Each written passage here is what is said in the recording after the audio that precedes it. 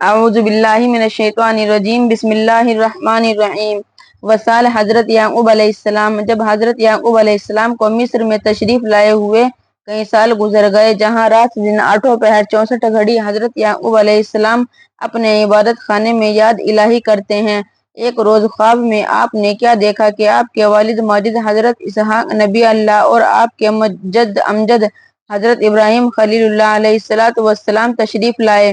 اور فرمایا، یعقوب علیہ السلام، ہم سے ملنے کو دل نہیں چاہتا۔ چنانچہ اسی وقت آپ کی آنکھ کھل گئی اور اٹھ بیٹھے، اور پھر صبح کو اپنے نورین یوسف علیہ السلام کو بلا کر خواب کا ذکر کیا۔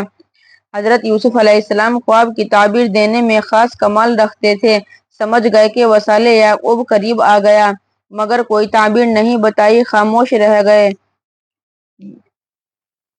گو دل میں حضرت یوسف علیہ السلام کو بے حد صدمہ ہوا اور انتقال یعقوب علیہ السلام کا خواب سن کر روتے ہوئے وہاں سے کھڑے ہو گئے۔ اس کے کتنے ہی روز بعد ایک دن حضرت یعقوب علیہ السلام کے در دولت پر یکایک حضرت عزرائیل علیہ السلام یعنی ملک الموت ان پکارے، جن کی آواز سے حضرت یعقوب علیہ السلام سمجھ گئے، موت کا مالک فرشتہ آ گیا، وقت اپنا دوست آخر آ گیا، وقت ہے آخر سبھی کے لیے، گو ہزاروں سال تک کوئی جیے۔ اور مان یوسف کو بلوایا وہیں اور فرمایا کلام آخری، یوسف اللہ کو سونپا تجھے، تجھ سے مولا دو جہاں میں خوش رہے، تجھ کو مولا نے عطا کی ہے برتری، مل چکا ہے خلعت پیغمبری، جانشین میں نے تجھے اپنا کیا اور نبوت کا مقام تجھ کو دیا، ہے یہی پشتینی وراثت یوسفا، اس کے حق کو ہر طرح کیجیے ادا۔ یعنی اے حاضرین، کیا تم اس وقت موجود تھے جب کہ یعقوب علیہ السلام کے سامنے موت آ کھڑی ہوئی اور انہوں نے اپنے تمام فرزندوں کو بلا کر پوچھا کہ اے میرے بچوں، یہ بتاؤ کہ میرے مرنے کے بعد تم کسے پوجو گے اور کس کی عبادت کرو گے؟ جس پر اولاد یعقوب علیہ السلام نے جواب دیا کہ آپ کے معبود اور آپ کے باپ دادا ابراہیم اور اسماعیل اور اسحاق کے معبود خدائے واحد کی عبادت کریں گے، اور ہم اسی کے فرما بردار رہیں گے۔ جن کے جواب میں حضرت یعقوب علیہ السلام نے نہایت خوش ہو کر فرمایا، اے میرے فرزندوں، دیکھو تم اسی اعتقاد پر جینا اور اسی اعتقاد پر مرنا جینا ہو سب اس کے واسطے، فرض یہ انسان ادا کرتا رہے، ہے فقط پوجا اسی کی اے بشر، اور ڈر ہو تو فقط مولا کا ڈر، جس نے بھیجا ہے اسی کے واسطے، آدمی اللہ سے ڈرتا رہے۔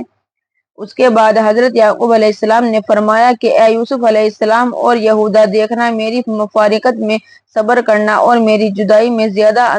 اندرہگین نہ ہونا، اور میرے جنازے کو وہاں لے جا کر دفن کرنا جہاں میرے والد اسحاق علیہ السلام اور حضرت ابراہیم خلیل اللہ مدفون ہیں۔ پھر فرمایا کہ اے میرے عیال و اطفال، دیکھو ملت ابراہیم کو مضبوط پکڑنا اور اپنے آباء و اجداد کے طریقے پر چلنا۔ دیکھو میرے انتقال کے بعد ایک ایسا زمانہ آئے گا کہ مصر کا بادشاہ خدائی کا دعویٰ کرے گا، جس کا نام فرعون ہوگا، اس کی نہ سننا اور اشدر درجے کا ظالم ہوگا، اس کے مظالم پر صبر کرنا اور اسلام کو ہاتھ سے نہ دے بیٹھنا، اور پھر وہ ظالم بادشاہ تمہارے ہی ایک بھائی موسیٰ علیہ السلام کے ہاتھوں غارت ہوگا اور انجام کار ہمیں فتح ہوگی۔ پھر اس کے بعد آپ حضور خداوندی کی طرف متوجہ ہوئے، کیونکہ آپ سب سے واسطہ منقطع ہو کر اس کے لیے معاملہ پڑھنے والا ہے، اور کہا، اے میرے مولا، تیرا لاکھ لاکھ شکر ہے کہ تو نے میری اولاد میں سے نبی اور پیغمبری میری آنکھوں کے سامنے بنائے۔ خداوند، میں تیری حمد و ثنا بیان کرتا ہوں اور تیری تسبیح اپنی زبان پر جاری کرتا ہوں اور تیرے نام پر اپنی جان تصدق کرتا ہوں۔ پس اس فقرے پر جناب یعقوب علیہ السلام کی روح پرواز کر گئی۔ انا للہ و انا الیہ راجعون۔ یوم پیدائش سے آج تک آپ کو پورے 147 برس کا زمانہ ہوا، یعنی آپ کی عمر 147 برس کی ہوئی۔ پس جناب کا انتقال ہوتے ہی جملہ خاندان کے آنسو جاری ہو گئے اور اسی وقت سب کے سب آپ کی تجہیز و تکفین میں مصروف ہو گئے۔ تھوڑی دیر میں آپ کا جنازہ تیار ہو گیا اور اسے سینکڑوں آپ کے فرزندوں، ہزار مسلمان لے کر چلے اور منزل بمنزل راستہ طے کرتے ہوئے وہاں لے کر پہنچے جہاں حضرت اسحاق علیہ السلام اور حضرت ابراہیم علیہ السلام مدفون تھے۔ وہاں پہنچ کر کیا دیکھتے ہیں کہ حضرت عیسی علیہ السلام کا جنازہ بھی وہاں تیار رکھا ہے۔ حضرت عیسی علیہ السلام حضرت یعقوب علیہ السلام کے وہ حقیقی بھائی ہیں جو اپنی والدہ کے بطن مبارک سے جڑواں پیدا ہوئے تھے، جو ایک ہی دن پیدا ہوئے اور ایک ہی دن دونوں نے انتقال فرمایا،